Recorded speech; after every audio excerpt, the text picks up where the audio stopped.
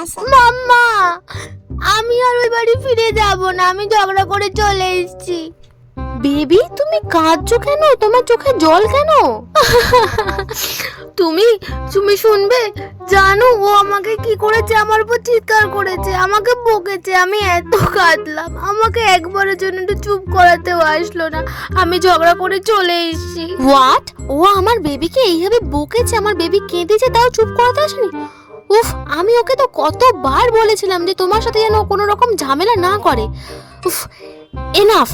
আমি ওর সাথে তোমাকে থাকতে দেবো না। আমি আজকেই লয়ারের সাথে কথা বলছি, তোমার আর ওর ডিভোর্স করিয়ে দেবো। ওকেও বুঝতে হবে মা, ও আমার সাথে যে খারাপ ব্যবহারটা করেছে ওকেও বুঝতে হবে, ওকেও কষ্ট পেতে হবে। বেবি, তুমি আর কেঁদো না, তুমি কান্না বন্ধ করো, তোমার আমি আবার বিয়ে দেবো। যাও পার্টি করো তুমি। তা হ্যাঁ রে, তুই আবার কাঁদতে কাঁদতে একা একা চলে এলি যে? কাঁদছিস কেন? আর আমার জামাই বাবা জীবনই বা কোথায়? তুই একা এসেছিস কেন? মা, আমি আর ওই বাড়ি কোনোদিনও ফিরে যাব না। আমি ঝগড়া করে চলে এসেছি, আমাকে খুব বকা বকেছে, আমি আর যাবই না ফিরে। আহারে, ঝগড়া করে এসেছিস? খুব বকেছে? তুই জানো মা, আমি বলেছিলাম শুধু ঘরটা ঝাড় দিয়ে দিতে, তাই আমাকে কি বকা বকলো।